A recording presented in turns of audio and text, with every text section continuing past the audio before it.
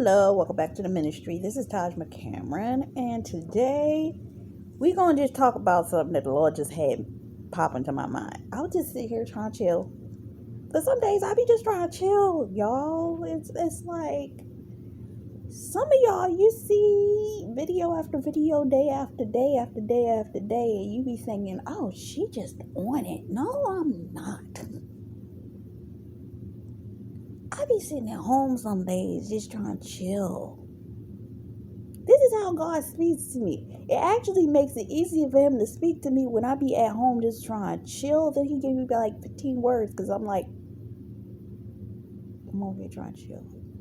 I'm trying to relax. It's like, good, you're relaxing. Now I can talk to you. So I was just sitting here chilling, and I just had this thought, and it spiraled. I saw something sitting in my house, and I was like,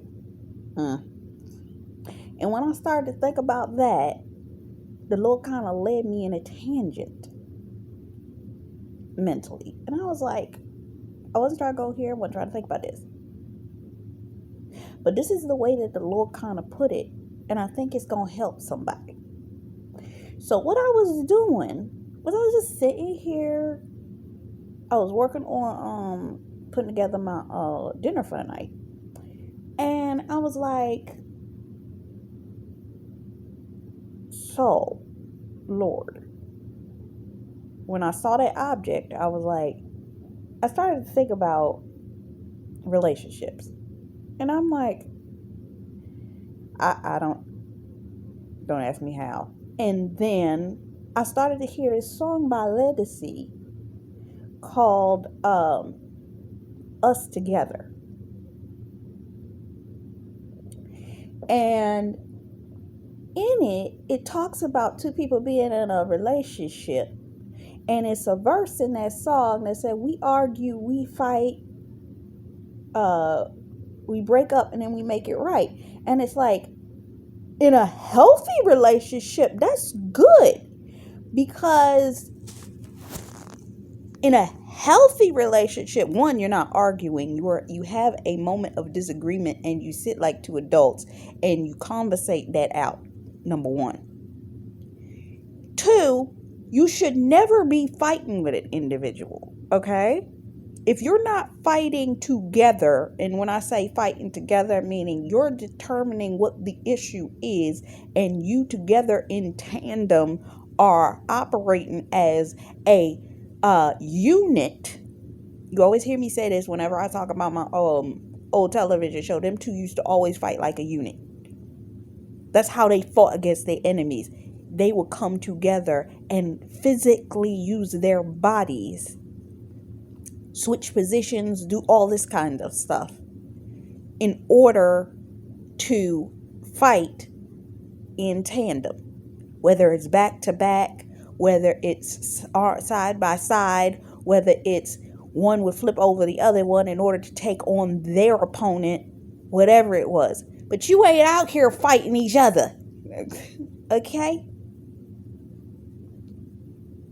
You break up. No, you're not out here trying to break up. I once heard somebody make this analogy, and it actually bothered me.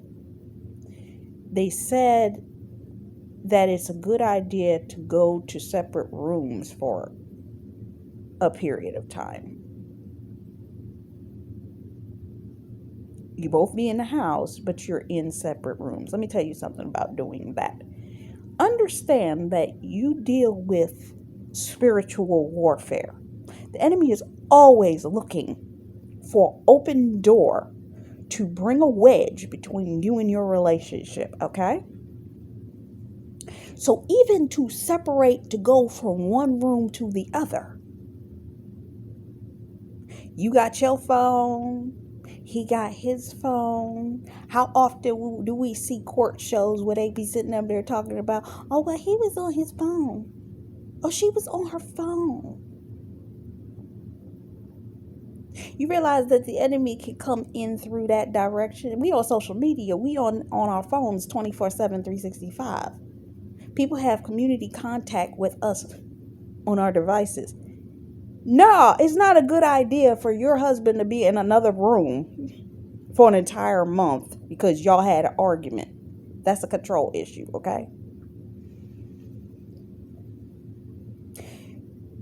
You ever heard in healthy relationships they tell you that you should not go to bed angry? That's the truth. You shouldn't go to bed angry with each other because you want to stay in the same bedroom with each other.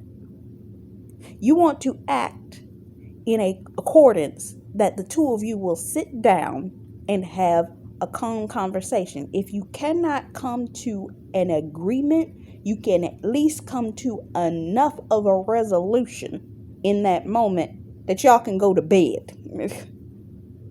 Tomorrow we'll talk about it. You understand what I'm saying? But you should never get to a point in your relationship that he gotta leave the house, you gotta leave the house, or worse, break up. If you're breaking up, that means you let something get so detrimentally bad that you can't even spend no time in the same presence with one another to even figure out the problem. And if it gets so bad that needs to happen, one, you do need to be separated because you need to figure out what the problem is with each other individually. Okay? This wasn't even part of my message, but when I started to talk about those lyrics, I had to do this. Then you make it right. You come together after you figured out what was wrong with you, what was wrong with them. Remember my word on marriage is the biggest exam you'll ever take? You always need to start with yourself. Number one, you need to start with yourself. 2, you need to commiserate with God. 3, you need to go back to the relationship and say, hey, let us come together and figure out what it was that was the issue. I always say that. Okay? Now, what was me and God talking about before I got distracted on that tangent? God was talking to me about the fact that you realize that all of the relationships that you watched on television that you fell in love with, I want you to name one that was a healthy relationship. Now that we know what we know about relationships. Was any of those relationships actually healthy? Come on, let's talk about it. Martin and Gina. We laugh. We enjoy. We all of this. Martin was verbally abusive to a degree. He made the joke out of it. But do you realize that in a real life scenario, if somebody is joking that much towards you, talking about your body, talking about your this, talking about, that's verbal abuse. You realize that? But we laugh at it, right?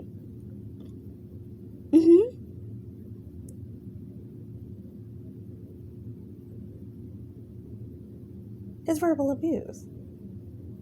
Ain't nobody ever thought about that. Okay, let's take it a little bit further. We all grew up on Family Matters, right? The Laura and Urkel dynamic.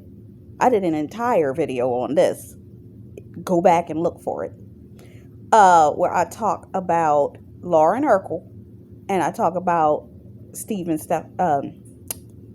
Stefan and Laura. Stefan was a narcissist. He was vain, and he was all about himself. That's what truly brought their relationship to an end.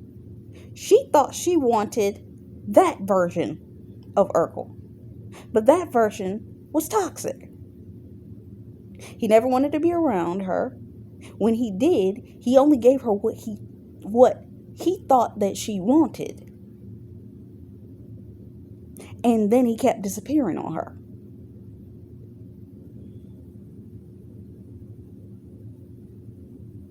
Toxic.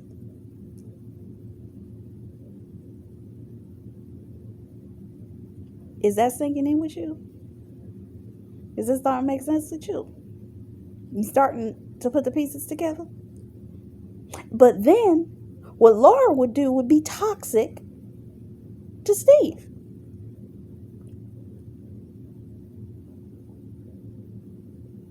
Because what she would do is she would manipulate Steve into turning into Stefan so that she could be in a relationship with Stefan. So she was operating as a manipulative narcissist in that way.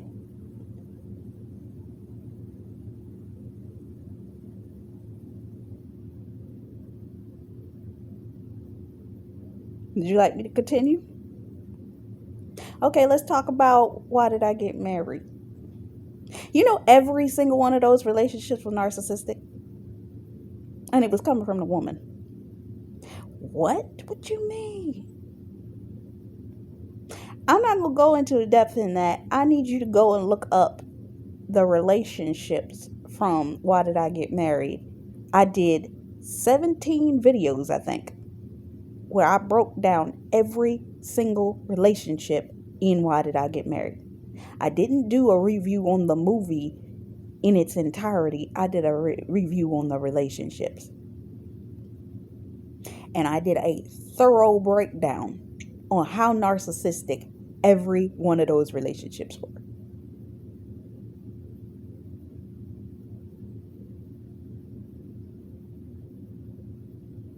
What is my point?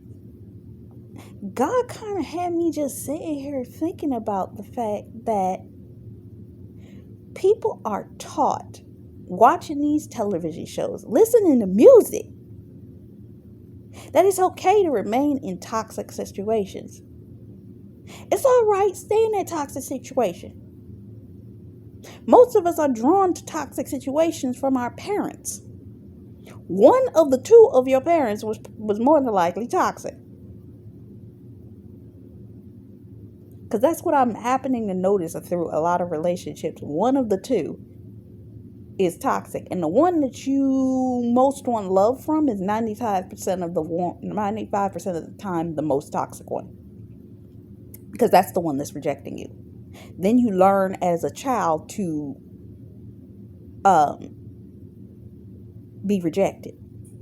Then you start rejecting other people because of the way that individual treated you. And then you thereby begin to fall in love with other toxic people. You try to find somebody, okay, this person is nice, this person is kind, but guess what? They're a victim narcissist. Because they're drawn to you because of your weakness of desire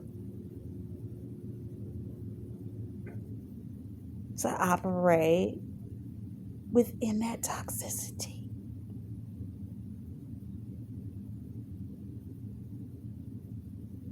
Either you're running from toxicity and they're the one that's going to come catch you.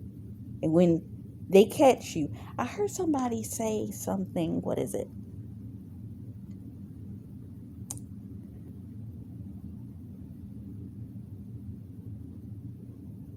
It's a common saying about when you run from something, you run right into your oppressor. That's not the whole word. But you literally are running into your oppressor. When you're trying to escape something that you're running from, you run right into it. But see, what people do is they end up running into it, getting trapped, because they then realize, I done ran right into the thing that I was trying to get away from. But society will sit up there and tell you, stay in the toxic situation. Just go get therapy for it in order to cope with that situation. Then, on top of it, we're living in a society now that makes it okay to drink and smoke. Smoke it away. I know that that person gives you anxiety in your body. Just smoke some weed, it'll be all right. Oh, I know this person give you anxiety. Drink it away. Drink your problems away.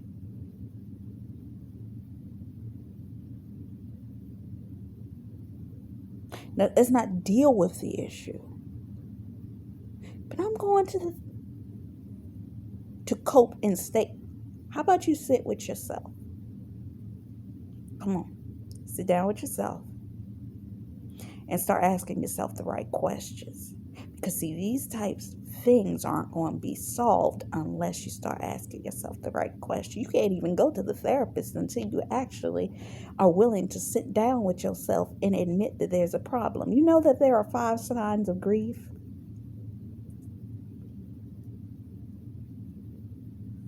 5. Denial, bargaining, um, what is it? The grief part. Then you come into a level of acceptance of it. I forget what the 4th one is. But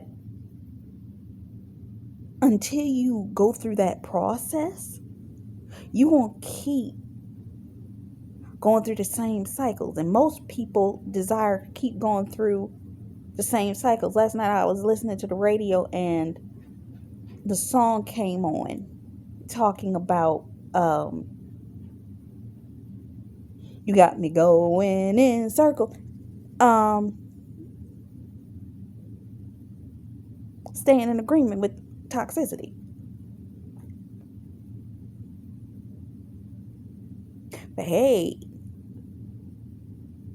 I was literally listening to Megan Michelle did a video called New Heart, New Life with this. I suggest you go watch it if you didn't see my community post where I was talking about that video. And she was talking about going to therapy and all of this. And she was talking about realizing her own toxicity and how she ran from it. And to me, when I was listening to that, all I could think about was my kingdom spouse. Because, see, these are things that our God ordained spouses are dealing with. I love listening to her because if you remove her and put your kingdom spouse in that position, it helps you understand in a degree what it is that they were dealing with. Especially if you know your God ordained spouse has a kind heart.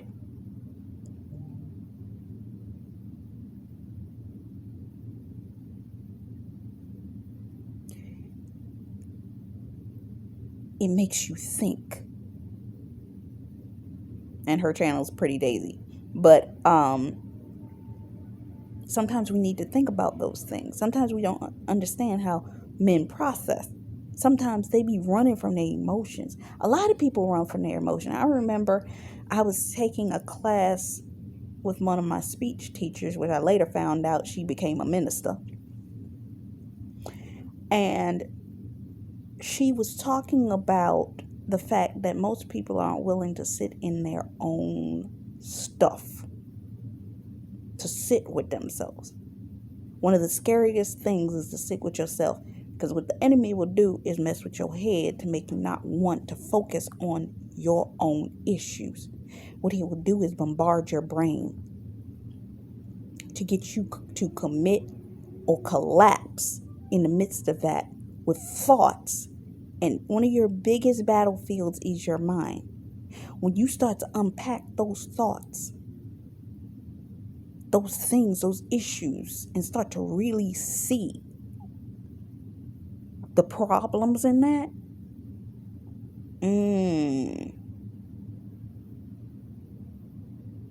you start to be able to decipher, I was the problem in that issue. I needed to change myself. I wouldn't have ended up in that situation had I not. If I hadn't given that individual that did not deserve that, I would have not been in the emotional turmoil that I'm in right now.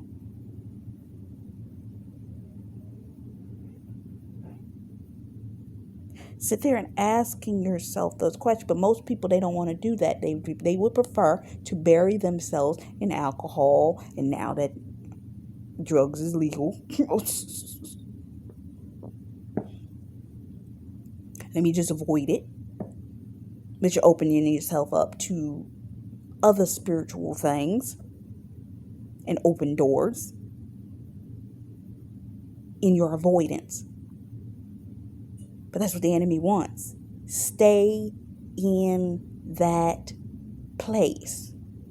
Because as long as you stay in that place, there's no deliverance. But when you start to decipher and come out of agreement and determine with oneself, it's like, oh, I wasn't in the right place in the first place. The last thing the enemy ever wants is for you to become self-aware. Ever notice? I'm being reminded of a scene in the movie Inception. That when the two people that did not belong in the dream were walking around in the dream experience, that the second that it became clear that they were changing or that they did not belong there, the people within that environment turned on them. That's exactly what happens when you become self-aware. Everybody turned around and looked at the people that didn't belong. And then there was a strong man or a character that was a main character that would come in to try to attack. Whenever you become self-aware, every self-centered person that has issues, that once you can and have become discerning of these things, everyone else begins to project their feelings on you. And when that happens, this is when you end up in a danger zone, okay? Because now the strong man realizes you're aware. So they come at you with the heaviest attack. What is the strong man? Usually the Jezebel person. They come to kill. They come to intimidate. They come to, yes. But most people are too weak to fight it. So they prefer, oh, I'm going to drink, oh, I'm going to smoke, I'm going to go get therapy to stay within this toxicity. It takes a real therapist to tell you what you really need to know, which is maybe you don't need to stay in that.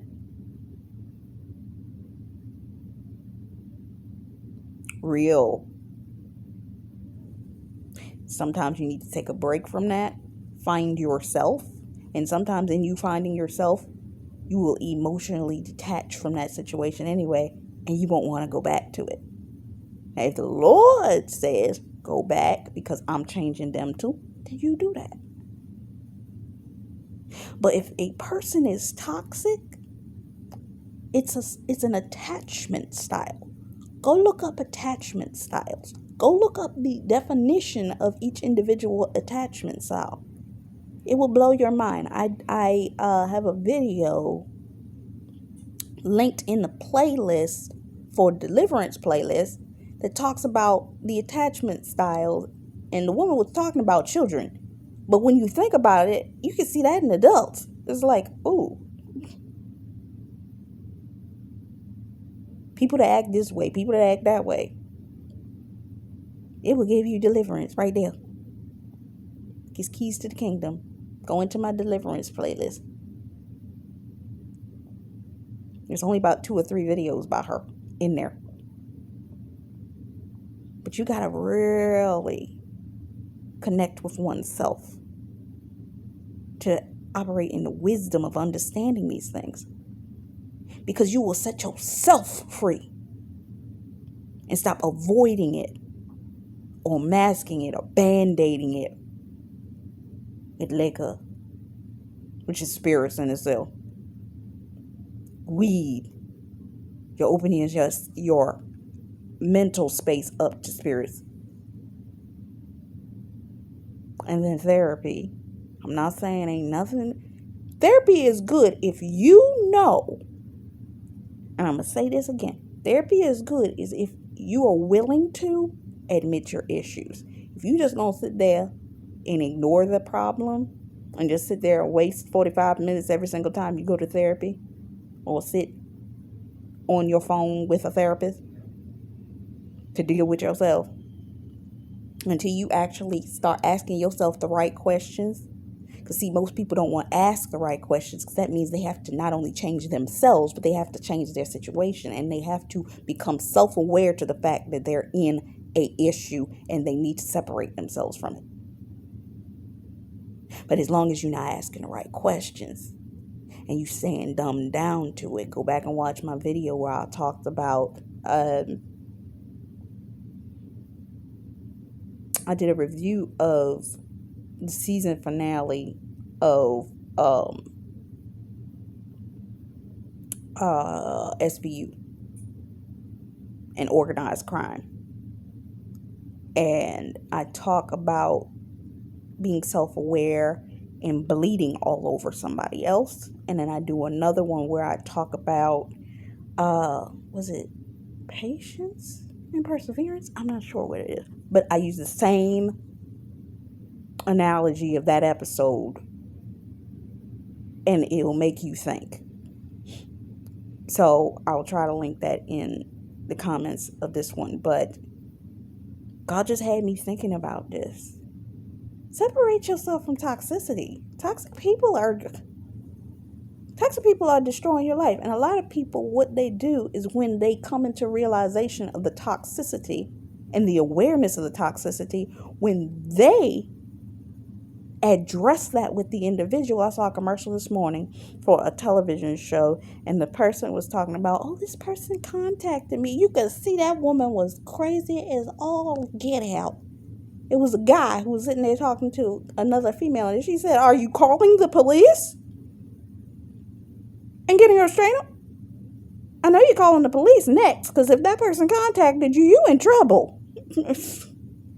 The people sitting up there, I'm going to give them one more chance. You know how many people gave a person, I'm going to just go talk to this person. And that person threw acid in their face and nearly killed them.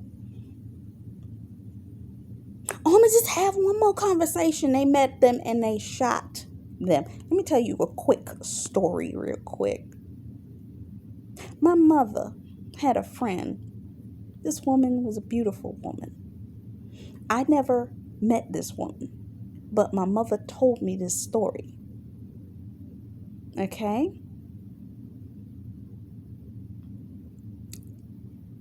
She was in a relationship with a very abusive man. She went to the house to see him. I don't even think that she was trying to separate herself from him.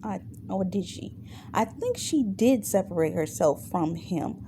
But she allowed him to come to her house one day.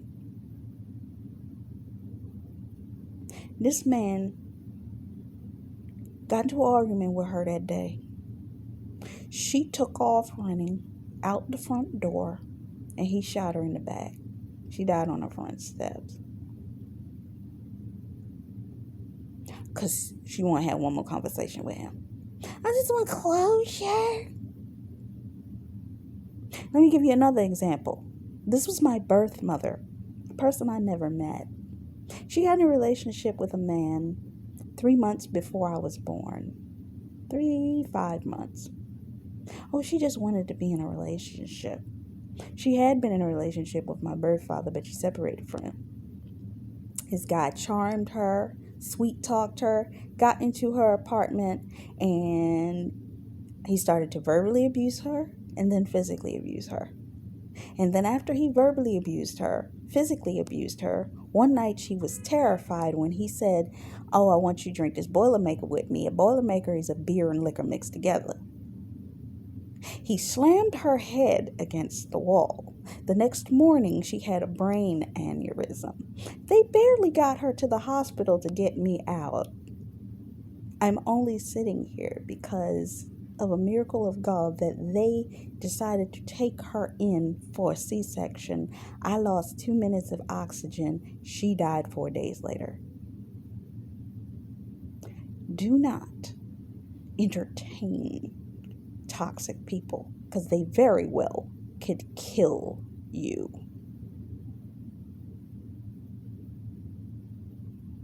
I hope my story helped you. Until next time. Bye-bye.